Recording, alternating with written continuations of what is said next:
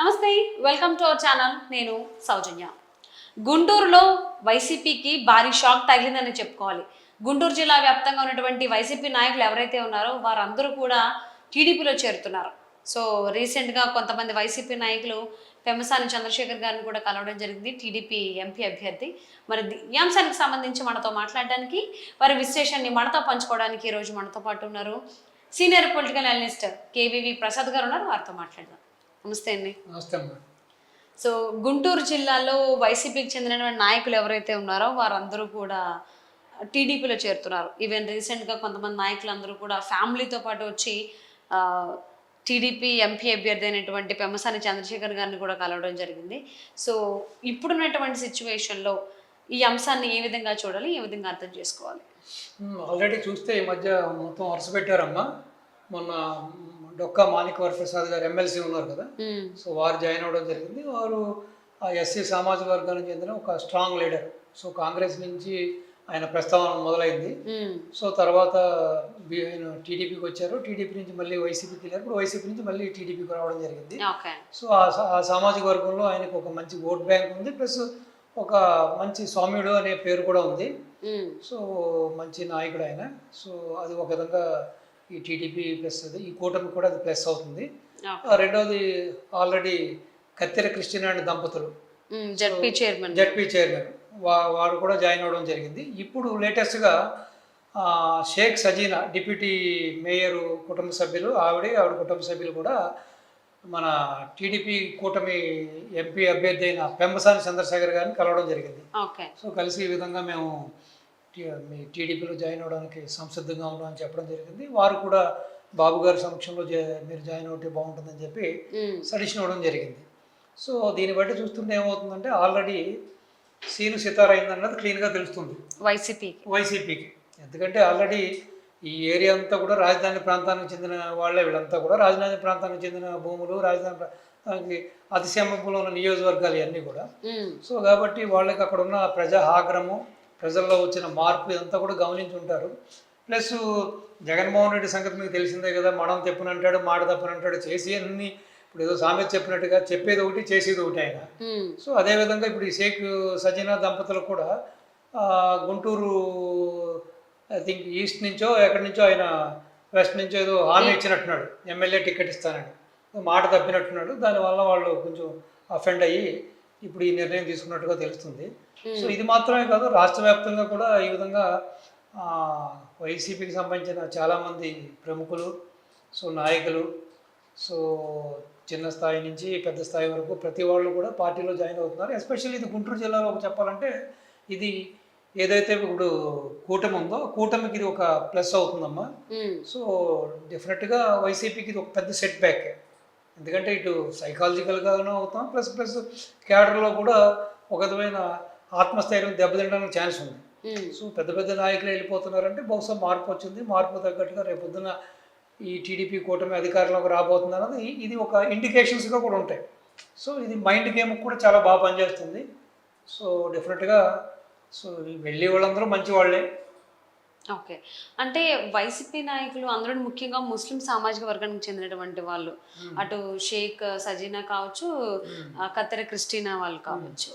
So ఇక్కడ మనం చూసుకున్నట్లయితే అంటే ఈ రెండు సామాజిక వర్గాలు కూడా వైసీపీకి చెరువులా ఉన్నాయని చెప్పేసి అప్పట్లో విన్నాం. కానీ ఇప్పుడు సీన్ రివర్స్ అయ్యి వాళ్ళందరూ కూడా టీడీపీ వైపు చూస్తున్నారు.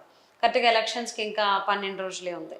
మరి ఈ కొద్ది రోజుల సమయంలోనే వీళ్ళందరూ కూడా వైసీపీని వీడి ఇటు టీడీపీ వైపు వస్తున్నారు అని అంటే వాళ్ళ సామాజిక వర్గాన్ని వారిని డెవలప్మెంట్ చేసుకోవడానికా, లేకపోతే అడిగినటువంటి సీట్ ఇవ్వలేదనా?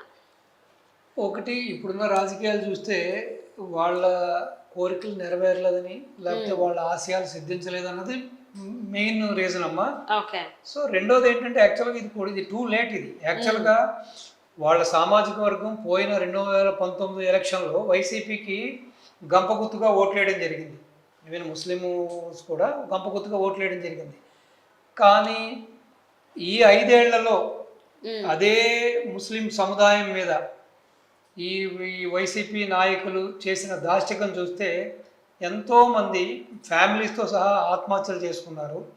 రకరకాలుగా వాళ్ళకి సంబంధించిన ఆస్తులు, వాళ్ళ వక్ఫ్ బోర్డుకు సంబంధించిన ఆస్తులు, వాళ్ళ పొలాలు, వాళ్ళ ఇల్లు కూడా ఈ వైసీపీకి చెందిన నాయకులందరూ కూడా లాక్కోవడం జరిగింది, దౌర్జన్యాలు జరిగినాయి. కొంతమందిని ఈవెన్ మీరు మాచర్ల కొన్ని ప్రాంతాల్లో తీసుకుంటే, పల్నాడు ప్రాంతాల్లో తీసుకుంటే టీడీపీకి చాలా హార్డ్ కోర్ కార్యకర్తలైన కొంతమంది నాయకుల్ని దారుణాతి దారుణంగా చంపేయడం కూడా జరిగింది. సో ఈవెన్ కర్నూలు ఏరియాలో కూడా తీసుకుంటే కూడా ఒక చూశారు మీరు, 2-3 కుటుంబాలు కూడా ఆత్మహత్యలు చేసుకున్నాయి. ట్రైన్ కింద కొంతమంది పడి పురుగుల మందు తాగి ఈ విధంగా రకరకాల మంది వాళ్ళ భూములు కోల్పోయి, వాళ్ళ ఆస్తులు కోల్పోయి, సో వాళ్ళని ఆదుకునే నాదుడు లేక, సో పోలీస్ స్టేషన్కి వెళ్తే న్యాయం దొరకదు, ఎక్కడికి వెళ్ళినా న్యాయం దొరకదు. ఎందుకంటే మీకు చూశారు కదా, కేవలం జగన్మోహన్ రెడ్డి గారి యొక్క సామాజిక వర్గమే ఐఏఎస్ ఐపీఎస్లంతా కూడా ఆ కీ పొజిషన్లో ఉండడం వల్ల సో ఆ విధంగా న్యాయం జరగక చాలామంది ప్రాణాలు పోగొట్టుకున్నారు, చాలామంది ఈ రోజుకి జీవోత్సవాలుగా బతుకుతున్నారు. కానీ సో ఈ నిర్ణయాలు ఇంకా ముందుగా తీసుకోవాలి. అసలు అంటే ఆ సామాజిక వర్గానికి జరిగిన నష్టానికి, ఆ సామాజిక వర్గానికి జరిగిన ఇంత దారుణాతి దారుణమైన ఘోరాతి ఘోరాలకి వాళ్ళు ఎప్పుడో ఈ నిర్ణయం తీసుకోవాలి. అంటే ఈ మధ్య కాలంలో గుంటూరు జిల్లా అలాగే కృష్ణా జిల్లా ఉమ్మడి జిల్లాల్లో ముఖ్యంగా ఇప్పుడు మనకి గుంటూరు జిల్లాలో వైసీపీకి అంటే వైసీపీ నుంచి టీడీపీలో చేరుతున్నారు కాబట్టి గుంటూరు మొత్తం క్లీన్ స్వీప్ చేస్తోంది కూటమి, ముఖ్యంగా టీడీపీ క్లీన్ స్వీప్ చేసేస్తుంది అనేటువంటి కథనాలు చాలా విన్నాం. సో దానికి ఇది సంకేతాలు అనుకోవచ్చా? దానికి there are so many reasons. అది కూడా పార్టీ అధికారంలోకి రాబోతుంది, 2 గుంటూరు కృష్ణాలో కూడా క్లీన్ స్వీప్ చేయబోతుంది అన్నది ఒక కారణం. రెండోది వాళ్ళ యొక్క ఆశించినది అక్కడ భంగపడ్డారు కాబట్టి కూడా వస్తున్నారు అనుకోవచ్చు. సో ఈవెన్ మీరు చూస్తే కూడా ముస్లింకి సంబంధించిన ఎటువంటి యొక్క వెల్ఫేర్ స్కీమ్స్ కూడా ఈ ప్రభుత్వంలో జరగలేదు. ఇప్పుడు బాబు గారు ఉన్నప్పుడు రంజాన్ తోఫా ఇచ్చేవాడు, సో రంజాన్ తోఫా లేదు.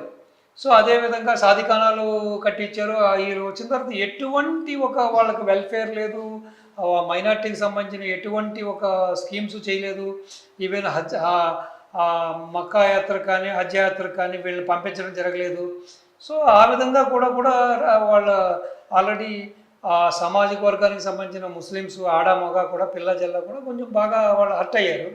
సో ఇప్పుడు కర్ణుడి చావుకి 1,00,000 కారణాలు అన్నట్టుగా సో ఈ రోజున ఈ విధంగా గుంపుగత్తుగా ఈ ముస్లిమ్స్ ఎస్పెషల్లీ ముస్లిం సముదాయం ఇటు రావడానికి కూడా కారణం, ఇవన్నీ కారణాలు కూడా విశ్లేషించుకోవచ్చు. సో ఒకటి పార్టీలో న్యాయం జరగకపోవడం, లేదు వాళ్ళ వర్గానికి సరైన ఒక గుర్తింపు లేకపోవడం, సరిగ్గా ఆ వర్గానికి ఎటువంటి ఒక బెనిఫిట్స్ కూడా జరగకపోవడం, ఈ విధంగా there are so many reasons behind this. So plus party అధికారంలోకి వస్తుందన్నది కూడా ఒక ప్రస్ఫుటంగా కనపడుతుంది. కాబట్టి సరే ఎందుకులే మునిగిపోయిన నామలో కన్నా సో గట్టు మీద నామకు ఎక్కడమే పెట్టినట్టుగా వీళ్ళందరూ కూడా వస్తున్నారు. సో మరి గుంటూరు జిల్లాలో అయితే వైసీపీకి సంబంధించిన నాయకులందరూ కూడా టీడీపీలో చేరుతారు. సో ఈ మధ్య కాలంలో మనం వార్తలు చాలా వింటున్నాము, గుంటూరు జిల్లాలో టీడీపీ స్వీప్ చేయబోతోంది అని, క్లీన్ స్వీప్. సో దానికి సంకేతాల కింద భావిద్దామని. Thank you so much Prasad గారు. థ్యాంక్ యూ అమ్మా.